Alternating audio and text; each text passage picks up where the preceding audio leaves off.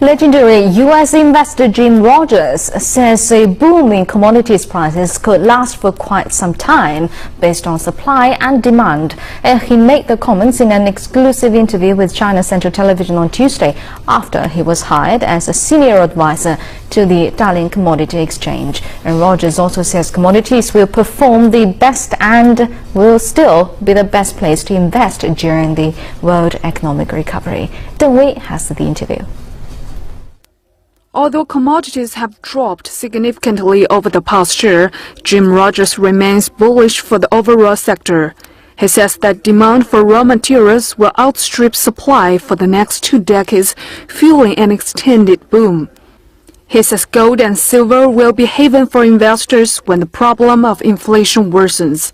You have inflation in the world, it's going to get much worse, and historically gold and silver have been a way to protect yourself when there has been inflation. Rogers says current commodities prices have started to rebound due to rising demand. Major global economies are all turning to the commodities market. He expects China to play a bigger role. Well, China has been buying more commodities, but so has everybody else. Remember, the Chinese economy is a successful economy. I wish China were... someday China will be rich enough and powerful enough to control all of the markets like that. Rogers also praises China's move to launch the Growth Enterprise Market Board, saying it's a wise and right decision.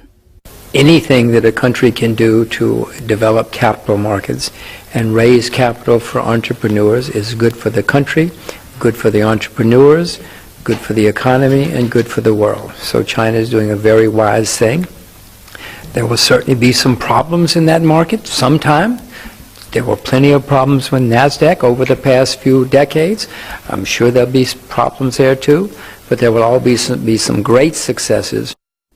Jim Rogers has been bullish about commodities for quite some time. In 1998, he created the Rogers International Commodity Index designed to fill the void for investing in commodities. Deng Wei, CCTV.